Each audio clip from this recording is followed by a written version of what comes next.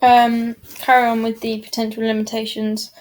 Obviously, the male perception and male dominant sports. So, for example, she plays football. This is classed as male dominant sport. So they see as girls can't play male dominant sports. And obviously that reflects on everyone else. There's still not an imbalance on the female to male coaches ratio. It's still 30% for females and 70% for males. So it's still never going to be that balance of 50-50, which also seems unfair, so may put people off. There's also Asian cultural barriers, exaggerated issue, so people make a big issue out of someone's race or something like that, which also causes, people don't want to do the sport or coach if they're going to receive that kind of division between them and the other people. Scenario 3. Sarah has a mobility impairment. She does not participate in her class in PE lessons as much as she likes. She's determined and competitive by nature, but is unable to compete in the school's netball team. The barriers would be opportunity, ability. So she doesn't actually have the ability to play in the fully able-body sport and that the school participates in the school games with. So she doesn't have that ability. The facilities and equipment, obviously she needs wheelchairs. She needs disabled ramps, disabled toilets, disabled changing rooms. So they don't really have that kind of provision for her in order to take part. Even just the getting changed to do the sport is a problem. And the equipment, they may not have the equipment for her to have a wheelchair basketball, like a basketball wheelchair. So she can't play that kind of sport. Her esteem, so if she can't play, she's obviously, some people are gonna say some stuff and that will knock her confidence down a little bit, so she feel like she can't actually play or participate in sports. The stereotypes of disabled people can't play sports is always a big issue, you can't actually walk, you're in a wheelchair 24/7, so therefore you can't play basketball, you can't play rugby, you can't play football, that kind of stuff. The culture would be the general society's view on the disabled, so people obviously, again, don't believe that they can play sports or should take part in them, or that kind of opinion that people bring forward.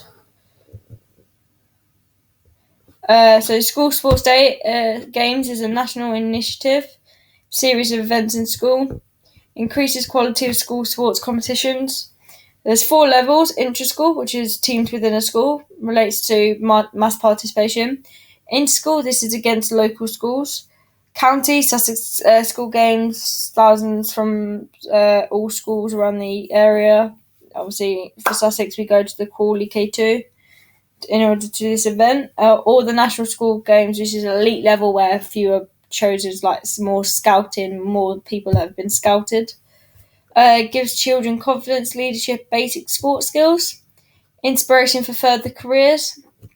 How they can help Sarah? They can provide her with specialist equipment, so provide her with the changing room, the toilet, the ramp, the wheelchair that she needs, or the special wheels that she needs on a wheelchair in order to take part in a sport. Could lead her into a direction for a specialist disabled school, which will have all the facilities and the equipment she needs. So they can make links between her original school, and that school in order, even if she just goes there to play the sports. So she can, because they'll have their own little intra-school competition, so she could go and do that. Help employ more staff in Sarah's school. There may be a lack of staff, therefore they can't actually help Sarah in the way that they should be able to, because there's not enough staff to go around all of the kids, plus maybe a couple to help Sarah get changed, stuff like that. Or they could just bring in, if they could get the money from the school sports games, take wheelchairs into her school and for everyone to try. You don't have to be disabled to play a wheelchair sport. You can be fully able, just sit in a wheelchair and still play that kind of sport. So maybe take the wheelchair activities into her school in order for everyone, including Sarah, to take part of. For example, Boca is a specialist wheelchair sport, so they could introduce that into school. specialist sessions in schools for the disabled. So maybe not put her in school permanently, but take her there and everyone can have a go at these kind of different disabled sports and get the chance to see how it is and show that there is no stereotypical view of a disabled person, that they can play sports, they are able to play sports, and they will play sports. And finally, the funding for specialist equipment. So provide the funding for that equipment in order to take wheelchairs into Sarah's school, or provide the changing room, the ramps, the tyres for her wheelchair, the toilet, that kind of stuff.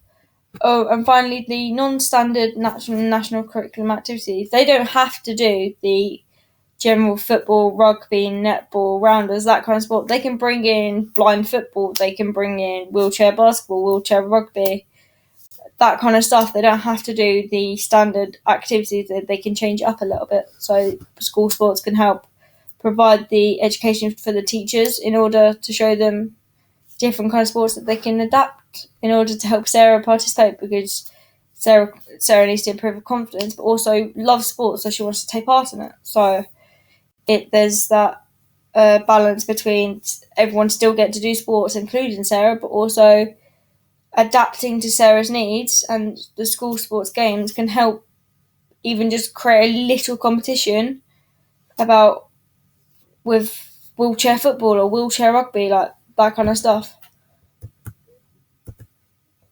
Benefits to school sports game. Give volunteering opportunities at school games, so it could give people an opportunity to see what sports are like, and this may increase participation in sports. There'll be a variety of non-traditional activities, especially for Sarah's case, so there'll be wheelchair rugby, wheelchair basketball, blind football, that kind of stuff. The limitations: level 3 and 4 in the school sports game are more elite, and not many are chosen for this, and this may knock people's confidence a little bit down, so they'll be like, oh, why should I bother? I'm not good enough, that kind of stuff. And I think that's a bit like wrong in a sense, because if you're at school and then someone goes, oh, I've just been selected to play in this level of the school sports game, and people are just like, sports was fun, but it's not anymore, it's getting serious, so they may not want to participate in sports, but it's also the people that don't get chosen that may not. It seems to be only be competitive, so for Sarah, she can't compete in the competitive because she can't actually do it because they're all fully able, so this affects mass participation of it. What about the health and well-being? Maybe it's not good for people to compete because if they lose, they get upset. This could hurt, like mess with their minds and stuff like that, and their health. Maybe, yeah, it does have a health benefit in some ways, but it may not. Like there's no actual way of seeing that, and that's it.